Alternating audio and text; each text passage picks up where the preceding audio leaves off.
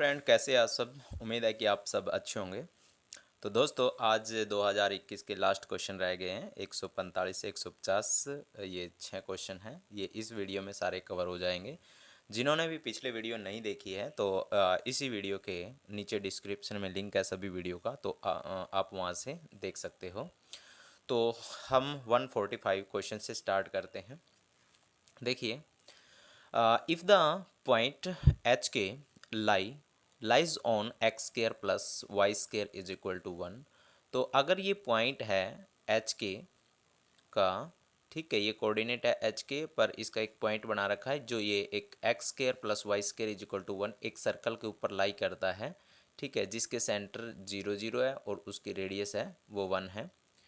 Then the locus of the point 3h+2 comma h। तो इसका भी एक पॉइंट बना रखा है, ये कोऑर्डिनेट ले रखे हैं, x का कोऑर्डिनेट, ये y का कोऑर्डिनेट, ठीक है। ये पॉइंट है 3h+2 coma k will be, तो ये बताना हमने हाइपरबोला होगा, ठीक है। तो जब ये पॉइंट एच के इस पॉइंट के ऊपर इस सर्कल के ऊपर लाई करेगा और ये लोकस ऑफ पॉइंट ये है, तो इससे हाइपरबोला बनेगा या सर्कल बनेगा या पैराबोला बनेगा या इलिप्स बनेगा। तो यहाँ से देखते हैं क्या होगा।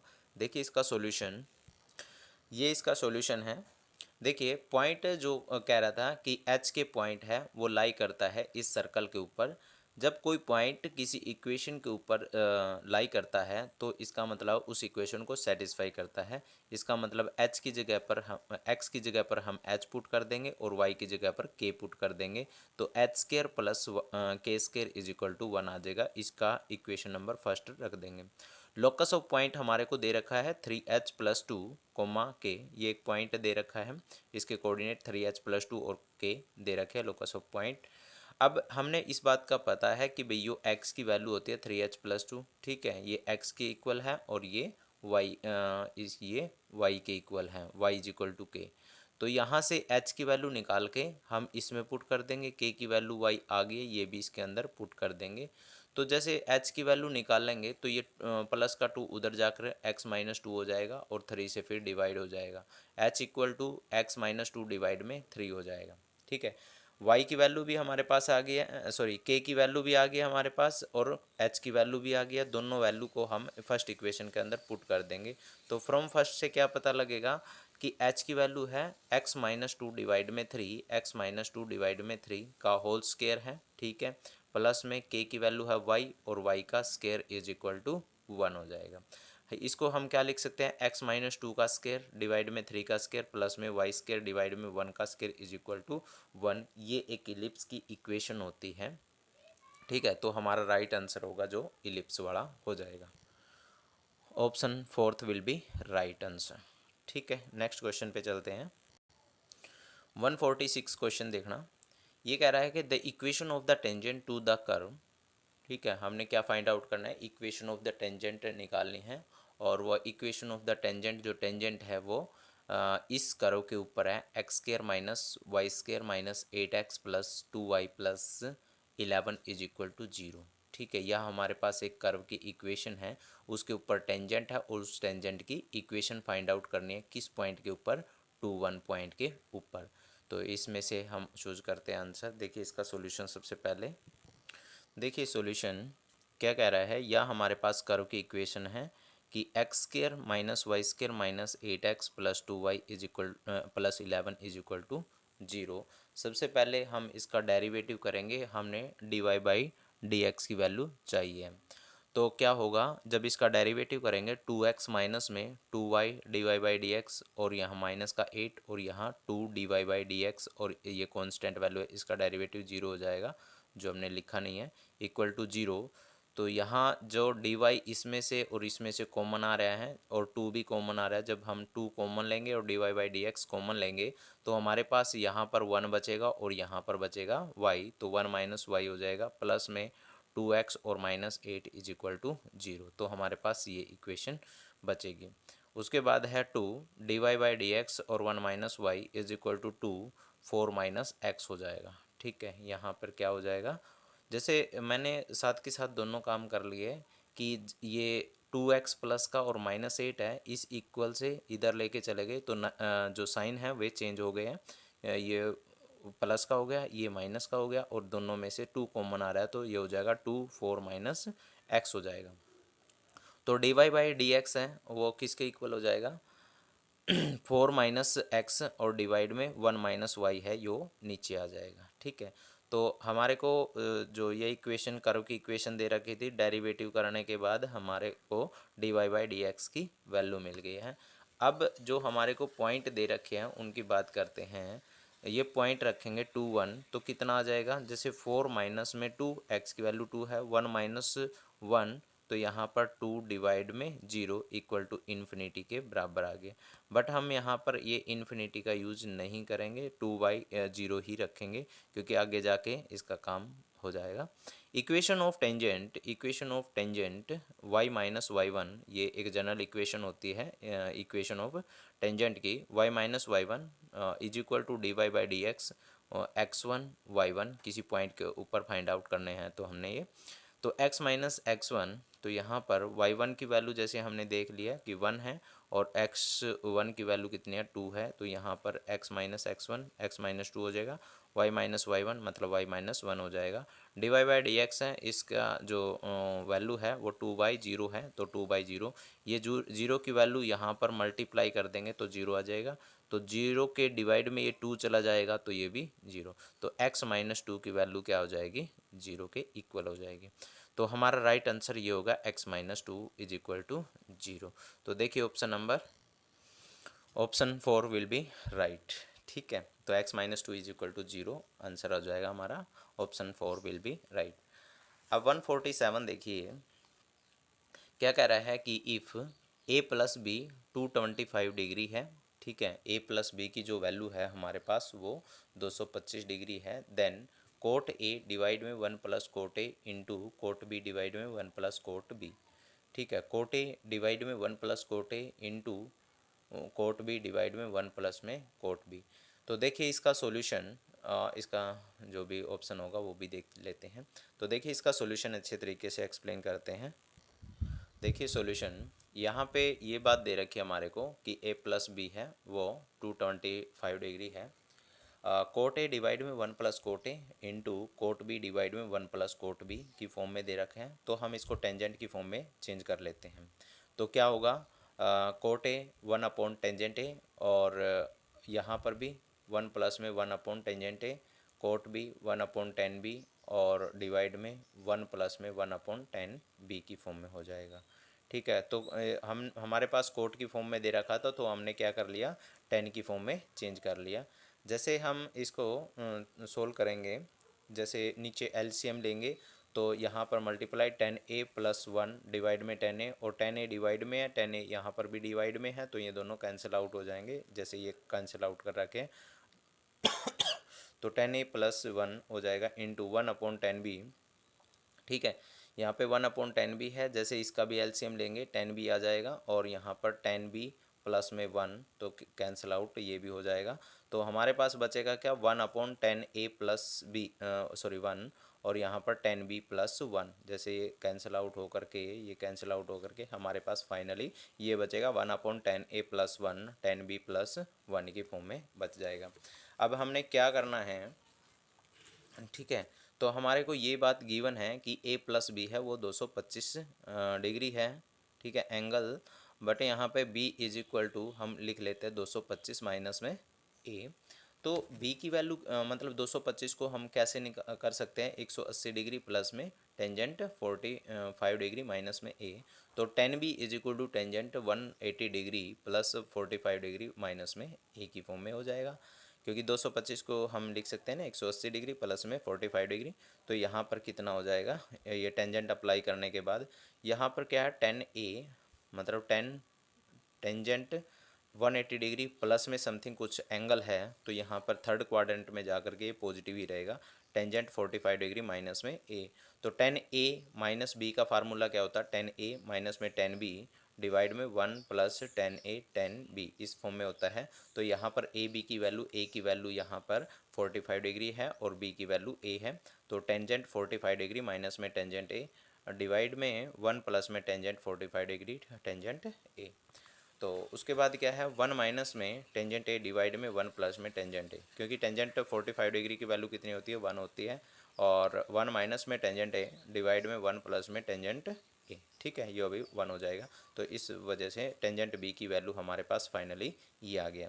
अब हम क्या करेंगे, जो फर्स्ट इक्वेशन थी आप देख सकते हो, फर्स्ट इक्वेशन हमने ये जैसे फाइनली जैसे ये कट होने के बाद ये सारा फाइनली ये बचा था, तो हमने आई को इस तरीके से मतलब आई की वैल्यू मान ली हमने ये 1/10a+1 इंटू 1/10b+1, और यहाँ 10b की वैल्यू हमारे पास ये आई है, ये 10b की जगह पर ये सारी वैल्यू रख देंगे। तो देखिए I is equal to, from first equation से I is equal to 1/10a+1 into, यहाँ पे आप देख सकते हो कि टेंजेंट बी था 1 प्लस टेंजेंट ए, ठीक है, सॉरी यहाँ पे देख सकते हैं 1 माइनस में टेंजेंट ए, और यहाँ पर टेंजेंट बी था, ठीक है, यहाँ पर टेंजेंट बी था, टेंजेंट बी की वैल्यू हमारे पास ये आई है, टेंजेंट बी की वैल्यू हम यहाँ पे पुट कर देते हैं, सॉरी टेंजेंट बी की वैल्यू यहाँ पे पुट करेंगे तो क्या कितना आ जाएगा,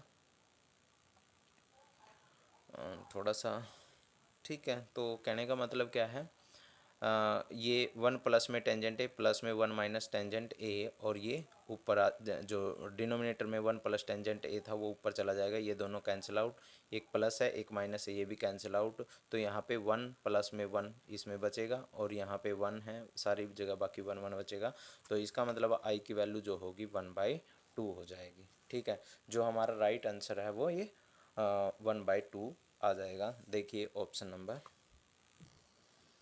option number fourth will be right, 1/2 हमारा राइट आंसर हो जाएगा, ठीक है। 148 क्वेश्चन क्या कह रहा है कि the radius of the circle in which the sphere X square plus Y square plus Z square is equal to 25, ठीक है। रेडियस ऑफ द सर्कल है जिसमें स्फीयर की जो इक्वेशन है वो क्या है, X square plus Y square plus Z square is equal to 25 is cut by the plane 2x plus 3y minus 6z is equal to 28 will be, ठीक है। तो हमने रेडियस फाइंड आउट करनी है, किसकी रेडियस फाइंड आउट करनी है, circle की, जिसमें जो स्फीयर है ना वो एक प्लेन के द्वारा काटा जाता है, ठीक है, प्लेन के द्वारा काटा जाता है एक स्फीयर को, और उससे क्या बनेगी, एक ये सर्कल बनेगा, उस सर्कल की हमने रेडियस फाइंड आउट करनी है। देखिए फिगर द्वारा भी करेंगे इसको और सोल्व करेंगे पूरा कंप्लीटली। देखिए सॉल्यूशन, देखिए सॉल्यूशन, हमारे पास ये एक स्फीयर है, ठीक है, इस स्फीयर को इस प्लेन्स के द्वारा काटा जाता है, ठीक है, इस प्लेन से काटा जाता है, और इससे जब काटा जाता है तो यहाँ पर एक सर्कल की फॉर्म में बचेगी, ठीक है, प्लेन एक पत्ती सी है, ठीक है, तो उसके द्वारा इस स्फीयर को काटा जाता है और यहाँ पर एक सर्कल बनेगा, उस सर्कल की हमने यार रेडियस फाइंड आउट करनी है। मान लिया हमने उसका जो सेंटर है सर्कल का वो बी है, और यहाँ से लेकर ए तक इसका डिस्टेंस फाइंड आउट करना है, ठीक है। जो स्फीयर का जो सेंटर है वो सेंटर ये ओ है, आप देख सकते हो कि जो इसके स्फीयर है इसके सेंटर होंगे एक्स, जैसे यहाँ पर एक्स माइनस जीरो का स्क्वायर, वाई माइनस में जीरो का स्क्वायर और जेड माइनस जीरो का स्क्वायर है, तो यहाँ इसके सेंटर क्या हो जाएंगे, 0 0 हो जाएंगे। तो यहाँ से एक बात का और पता लग रहा है कि यहाँ फाई का square X square plus Y square plus Z square is equal to R square है, तो यहाँ पर रेडियस कितनी हो रही है, यहाँ पे 5 हो रही है, ठीक है, ये 5 हो जाएगी। उसके बाद है सेंटर इसके क्या है, 0 0 है, मैंने अभी बता दिया 0 0 इसके सेंटर है। तो यहाँ जो स्फीयर की वैल्यू है, हमने इतनी बात पता लग गई कि भई ये सेंटर की या रेडियस है, इसके ये सेंटर है, ठीक है, स्फीयर की रेडियस पता लग गई, सेंटर पता लग गए। अब हमने इसके ऊपर बात करनी है। अच्छा एक बात हो रहा है, प्लेन के ऊपर जो ये प्लेन है, ठीक है, ये प्लेन है, ये इसके ऊपर परपेंडिकुलर डिस्टेंस बना रहा है, ठीक है, ये इस तरीके से, तो उसका फार्मूला क्या होता है, तो आप देखिए इक्वेशन ऑफ पैराबोला है वो 2x प्लस में 3y माइनस में 6z इज इक्वल टू 28 है। जो इक्वेशन ऑफ प्लेन होगी वो क्या होगी, 2x plus 3y minus 6z is equal to 28, यह इक्वेशन ऑफ प्लेन है। जो इसका परपेंडिकुलर डिस्टेंस होता है, ये मतलब स्फीयर के सेंटर से इसका परपेंडिकुलर डिस्टेंस होता है वो क्या होता है, जैसे ये 28 है, ये यहाँ पे लिख देंगे, ठीक है, 28 यहाँ पे लिख देंगे, और क्या करेंगे स्केयर रूट करके 2 का स्केयर, 3 का स्केयर और 6 का स्केयर यहाँ पे लिख देंगे। ठीक है, 4 9 36 आ जाएगा। अब ये कितना आ गया, जैसे 36 और 4 40 और 49 हो जाएगा।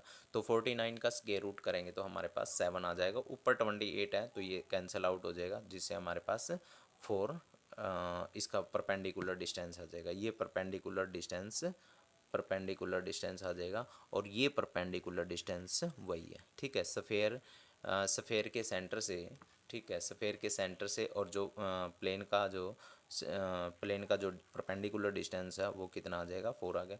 अब आप देख सकते हो 5 तो ये आई है, हाइपोटेन्यू का काम करेगी, और यहाँ पर ये कितना आया है, 4 आया है। ठीक है, अब देखिए आगे पाइथागोरस थ्योरम क्या कह रही है कि ओ ए का स्केयर इज इक्वल टू, जैसे आप देख सकते हो ओ ए का square is equal to O B का स्केयर और प्लस में बी ए का या ए बी का स्केयर। तो यहाँ पे कितना आ जाएगा, 5 का स्केयर, ओ ए की वैल्यू कितनी है 5 का स्केयर, और फिर ओ बी है, ओ बी की का स्केयर है 4 का स्केयर। ठीक है, ओ बी कितने हैं 4 का स्केयर, और ए बी जैसे हमने फाइंड आउट करना है, ए बी फाइंड आउट करना है वो इसकी हेल्प से करेंगे।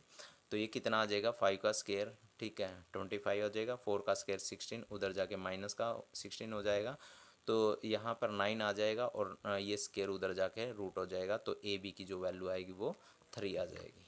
ठीक है, तो ये आ गई 3।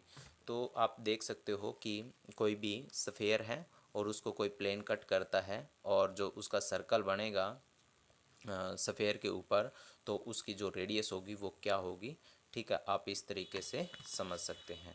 तो ऑप्शन देखिए, ऑप्शन जो फर्स्ट होगा वो विल बी राइट। ठीक है, तो जो ऑप्शन फर्स्ट है वो राइट हो जाएगा। अब आप 149 क्वेश्चन देखिए। देखिए 149 question, if the sphere of equation system of equation, हमारे पास सिस्टम ऑफ इक्वेशन है, तो इसमें हमने फाइंड आउट करना है कि ये देखो ग्रेजुएशन का क्वेश्चन है, इसमें अल्फ़ा की वैल्यू को बताना है कि कितनी होगी। अब इस बात को नोट करना है, कोई सिस्टम ऑफ इक्वेशन है तो यहाँ पे जो थ्री डायमेंशन में दे रखे एक्स वाई जेड की फॉर्म में है, एक्स वाई जेड की फॉर्म में है, एक्स वाई जेड की फॉर्म में है, तो हैज़ नो सॉल्यूशन। ठीक है, has no non zero solution. हम क्या दे रखा है कि इन इक्वेशन के पास नॉन जीरो सॉल्यूशन होगा। इस बात को नोट रख लेना कि अगर नॉन जीरो सॉल्यूशन है इन इक्वेशंस के पास, अगर नॉन जीरो सॉल्यूशन है इन इक्वेशन के पास, तो इस बात को नोट रखना है कि जो इनका डिटर्मिनेंट होगा, जो कोफिशिएंट का जो मैट्रिक्स बनाएंगे, तो उसका जो डिटर्मिनेंट होगा वो जीरो के इक्वल होगा। ऐसा भी हो सकता है कि यहाँ पे हैज़ जीरो सॉल्यूशन, अगर यहाँ पर जीरो सॉल्यूशन होगा तो आप इस बात को नोट रख लेना कि उसका जो डिटर्मिनेंट होगा वो जीरो नहीं होगा।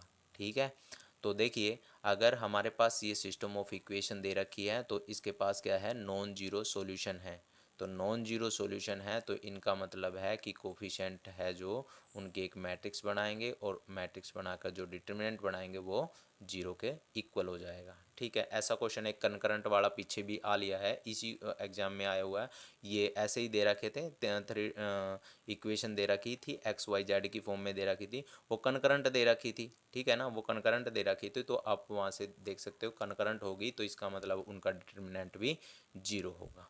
तो इसका सॉल्यूशन देखिए 149 क्वेश्चन का। तो हमने सभी के जैसे कोफिशिएंट उठा लिए हैं, 1 1 -1 3 minus alpha -3 1 -3 1 is equal to 0। इसका जो डिटर्मिनेंट होगा वो 0 होगा। तो आप आसानी से निकाल सकते हैं, 1 ले लिया है, माइनस एल्फ़ा और -9 हो जाएगा। ठीक है, इन दोनों की मल्टीप्लाई, फिर माइनस का 1 तो कितना हो जाएगा, ये कैंसिल 1 की और 3 की मल्टीप्लाई, और ये प्लस का 3 हो जाएगा। ठीक है, माइनस का 1, ठीक है ये है, और उसके बाद है ये कैंसिल आउट, माइनस का 9 प्लस में अल्फ़ा इज इक्वल टू 0, तो माइनस अल्फ़ा प्लस माइनस का 9, और यहाँ 3 3 6 माइनस का 6, और यहाँ पे कितना हो जाएगा माइनस का, ठीक है, तो ये कितना हो जाएगा माइनस माइनस प्लस 9 हो जाएगा, और ये अल्फ़ा है इज इक्वल टू 0। तो माइनस का 9 प्लस का 9 दोनों कैंसिल आउट, तो अल्फ़ा माइनस का अल्फ़ा और माइनस का अल्फ़ा माइनस का 2 अल्फ़ा, और ये जो माइनस का 6 है ये इधर आके 6 हो जाएगा, तो 2 3 6 अल्फ़ा की वैल्यू -3 आ जाएगी। ठीक है, तो आप देख सकते हो यहाँ पे कि अगर नॉन जीरो सॉल्यूशन होगा तो इसका डिटरमिनेंट जीरो होगा, इसका मतलब अल्फ़ा की वैल्यू क्या हो जाएगी -3, राइट आंसर हो जाएगा। ठीक है, लास्ट एंड फाइनल क्वेश्चन देखते हैं हम। If z is equal to iota log of 2 minus में iota square root 3 to the base e, then cos z is equal to, ये हमने फाइंड आउट करना है। देखना 150 नंबर क्वेश्चन का सॉल्यूशन, लास्ट क्वेश्चन है ये, इसके बाद सारे क्वेश्चन कवर हो जाएंगे। तो देखिए, if z is equal to iota logarithm of 2 minus iota square root 3 to the base E, ठीक है, लोगारिथम है, इसका है बेस ई है, देन कोस जेड जो है वो क्या होगा, हमने इसका सॉल्यूशन फाइंड आउट करना है, कोस जेड का सॉल्यूशन क्या होगा। तो देखिए, हमने इस बात का पता है कि जो कॉम्प्लेक्स नंबर है वो z इक्वल टू की फॉर्म में लिखा जाता है, z इक्वल टू, और z किसके equal, E raise to power iota X, और E raise to power iota X को क्या लिखते हैं, कोस एक्स प्लस में आयटा साइन एक्स की फॉर्म में लिखते हैं। ठीक है, उसके बाद हमारे को गिवन है कि ये कॉम्प्लेक्स नंबर है, ये कॉम्प्लेक्स नंबर है, ठीक है, ये कॉम्प्लेक्स नंबर है, तो यहाँ पर 2 माइनस में आयटा स्क्वायर रूट 3 हो जाएगा।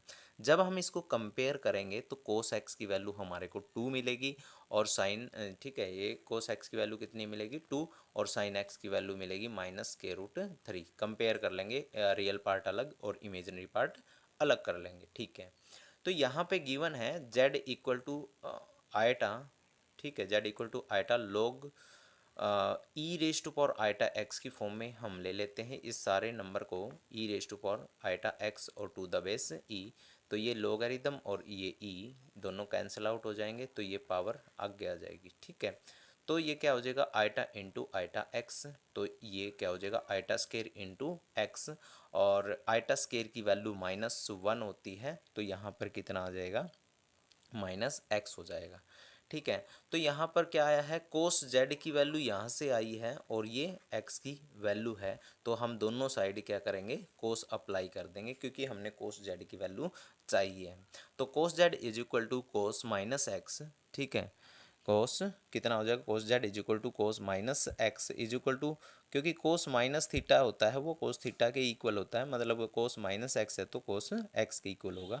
तो कोस x की वैल्यू हमने ऊपर निकाली थी, उसकी वैल्यू 2 थी, तो कोस z की वैल्यू कितनी आ गई, 2 आ गया, तो हमारा ये राइट आंसर हो गया है। देखिए ऑप्शन 150 नंबर क्वेश्चन का जो फोर्थ ऑप्शन होगा वो राइट हो जाएगा, जो सेकंड आंसर है, मतलब 2 एक्स जेड की वैल्यू 2 आएगी, वो हमारा राइट आंसर हो जाएगा। तो दोस्तों, ये उम्मीद है आपको समझ में आए होंगे सारे क्वेश्चन, और जिसने भी पिछली वीडियो नहीं देखी है तो वीडियो के नीचे डिस्क्रिप्शन में लिंक है, तो वहाँ से आप क्लिक करके देख सकते हैं। थैंक यू, बाय, और सपोर्ट करो प्लीज़, थैंक यू।